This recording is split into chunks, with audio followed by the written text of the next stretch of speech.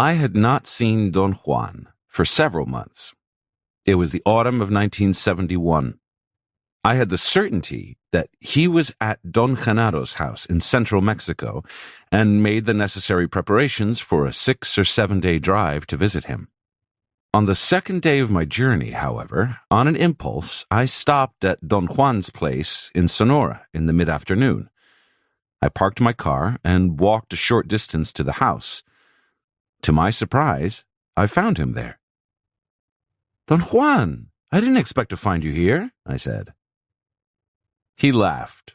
My surprise seemed to delight him. He was sitting on an empty milk crate by the front door. He appeared to have been waiting for me. There was an air of accomplishment in the ease with which he greeted me.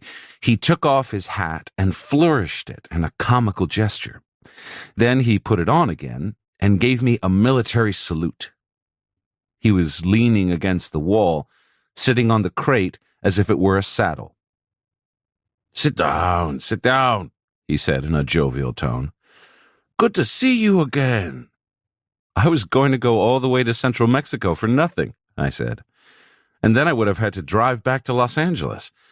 Finding you here has saved me days and days of driving." "Somehow you would have found me," he said in a mysterious tone. "But let's say that you owe me the 6 days that you would have needed to get there. Days which you should use in doing something more interesting than pressing down on the gas pedal of your car."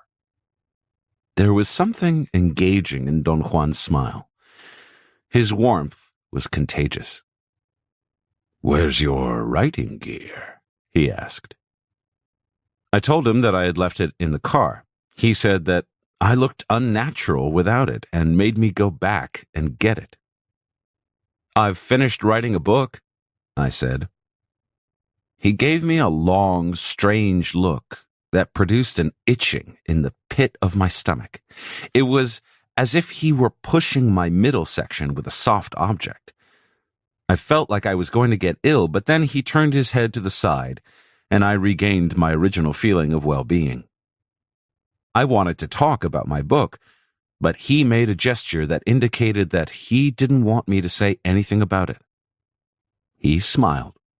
His mood was light and charming, and he immediately engaged me in a casual conversation about people and current events. Finally, I managed to steer the conversation onto the topic of my interest. I began by mentioning that I had reviewed my early notes and had realized that he had been giving me a detailed description of the sorcerer's world from the beginning of our association. In light of what he had said to me in those stages, I had begun to question the role of hallucinogenic plants. "Why did you make me take those power plants so many times?" I asked. He laughed and mumbled very softly, "'Cause you're dumb." I heard him the first time, but I wanted to make sure and pretended I had not understood. "I beg your pardon?" I asked. "You know what I said," he replied, and stood up. He tapped me on the head as he walked by me. "You're rather slow," he said, "and there was no other way to jolt you." "So none of that was absolutely necessary?" I asked. "It was, in your case. There are other types of people, however, that do not seem to need them." He stood next to me, staring at the top of the bushes by the left side of his house. Then he sat down again and talked about Eligio, his other apprentice. He said that Eligio had taken psychotropic plants only once since he became his apprentice, and yet he was perhaps even more advanced than I was. "To be sensitive is a natural condition of certain people," he said. "You are not, but neither am I. In the final analysis, sensitivity matters very little." "What's the thing that matters, then?" I asked. He seemed to search for an appropriate answer. "What matters is that a warrior be impeccable," he finally said. "But that's only a way of talking, a way of beating around the bush. You have already accomplished some tasks of sorcery, and I believe this is the time to mention the source of everything that matters. So I will say that what matters to a warrior is arriving at the totality of oneself. What is the totality of oneself, Don Juan? I said that I was only going to mention it. There are still a lot of loose ends in your life that you must tie together before we can talk about the totality of oneself. He ended our conversation there. He made a gesture with his hands to signal that he wanted me to stop talking. Apparently, there was something or somebody nearby. He tilted his head to the left as if to listen. I could see the whites of his eyes as he focused on the bushes beyond the house to his left. He listened attentively for a few moments and then stood up, came to me, and whispered in my ear that we had to leave the house and go for a walk. "Is there something wrong?" I asked, also in a whisper. "No, nothing is wrong," he said. "Everything is rather right." He led me into the desert chaparral. We walked for perhaps half an hour and then came to a small circular area free from vegetation, a spot about 12 feet in diameter where the reddish dirt was packed and perfectly flat. There were no signs, however, that machinery had cleared and flattened the area. Don Juan sat down in the center of it, facing the southeast. He pointed to a place about 5 feet away from him and asked me to sit there facing him. "What are we going to do here?" I asked. "We have an appointment here tonight," he replied. He scanned the surroundings with a quick glance, turning around on his seat until he was again facing the southeast. His movements had alarmed me.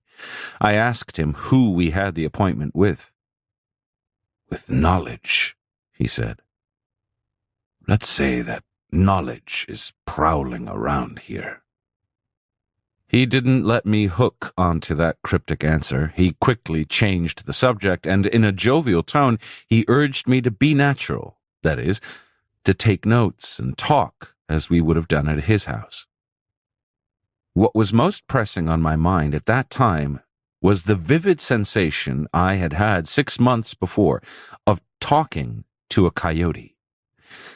That event meant to me that, for the first time, I had been capable of visualizing or apprehending through my senses and in sober consciousness the sorcerer's description of the world, a description in which communicating with animals through speech was a matter of course. "We're not going to engage ourselves in dwelling on any experience of that nature," Don Juan said upon hearing my question. "It is not advisable for you to indulge in focusing your attention on past events. We may touch on them, but only in reference." "Why is that so, Don Juan?" "You don't have enough personal power yet to seek the sorcerer's explanation." "Then there is a sorcerer's explanation." "Certainly. Sorcerers are men. We're creatures of thought. We seek clarifications." I was under the impression that my great flaw was to seek explanations. "No. Your flaw is to seek convenient explanations, explanations that fit you and your world. What I object to is your reasonableness. A sorcerer explains things in his world too, but he's not as stiff as you." "How can I arrive at the sorcerer's explanation?" "By accumulating personal power. Personal power will make you slide with great ease into the sorcerer's explanation. The explanation is not what you would call an explanation. Nevertheless, it makes the world and its mysteries, if not clear, at least less awesome. That should be the essence of an explanation, but that is not what you seek. You're after the reflection of your ideas." I lost my momentum to ask questions, but his smile urged me to keep on talking. Another issue of great importance to me was his friend, Don Genaro, and the extraordinary effect that his actions had had on me. Every time I had come into contact with him, I had experienced the most outlandish sensory distortions. Don Juan laughed when I voiced my question. "Genaro is stupendous," he said. "But for the time being, there's no sense in talking about him or about what he does to you. Again, you don't have enough personal power to unravel that topic. Wait until you have it. Then we will talk." "What if I never have it?" "If you never have it, we'll never talk." "At the rate I'm going, will I ever have enough of it?" I asked. "That's up to you," he replied. "I have given you all the information necessary. Now it's your responsibility to gain enough personal power to tip the scales." "You're talking in metaphors," I said. "Give it to me straight. Tell me exactly what I should do. If you've already told me, let's say that I've forgotten it." Don Juan chuckled and lay down, putting his arms behind his head. "You know exactly what you need," he said. I told him that sometimes I thought I knew, but that most of the time I had no self-confidence. "I'm afraid that you are confusing issues," he said. "The self-confidence of the warrior is not the self-confidence of the average man. The average man seeks certainty in the eyes of the onlooker and calls that self-confidence.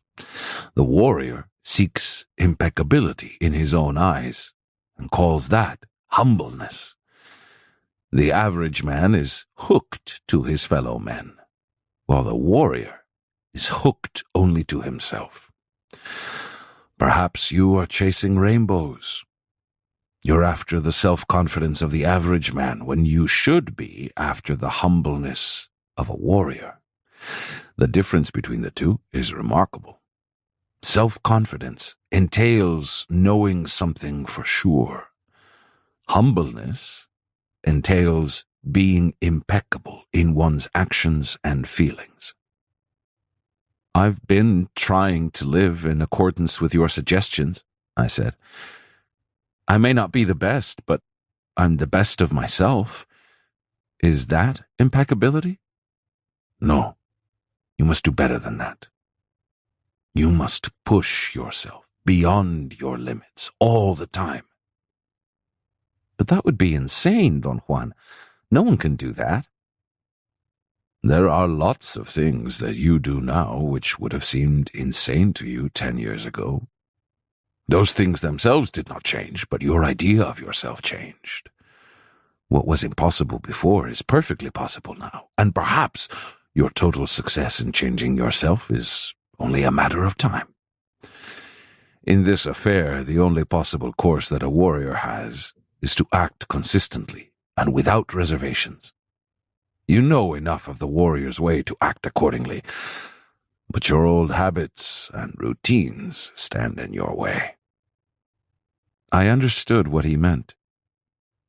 Do you think that writing is one of the old habits I should change? I asked. Should I destroy my new manuscript? He didn't answer.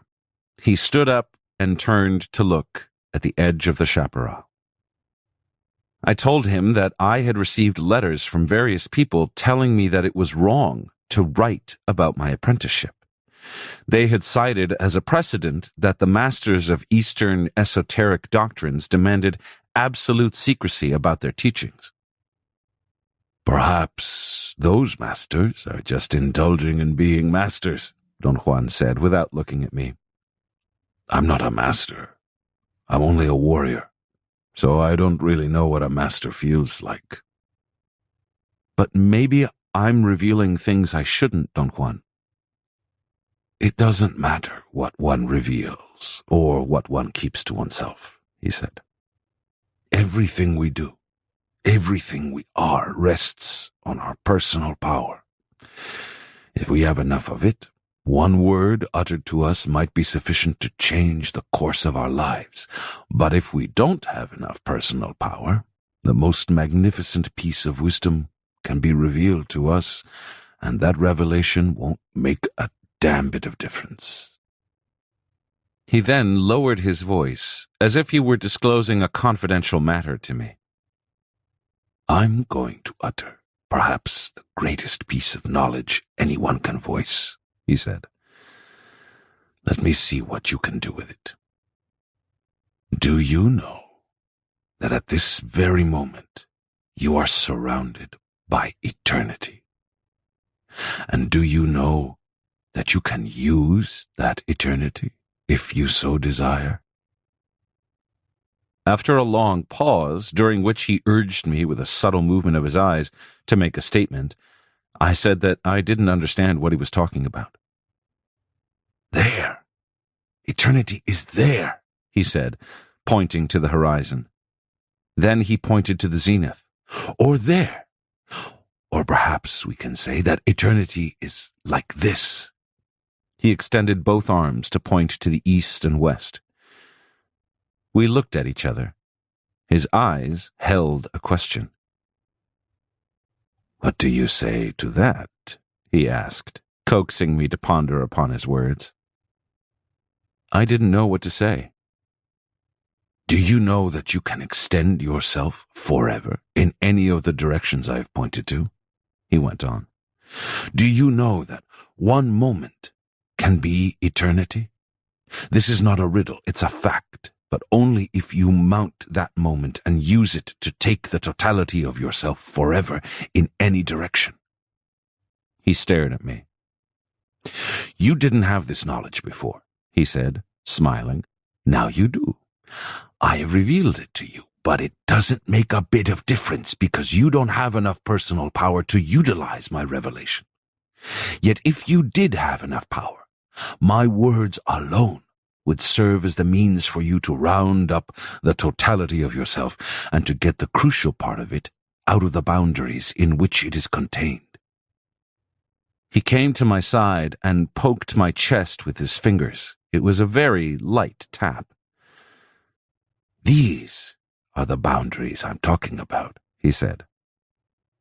One can get out of them.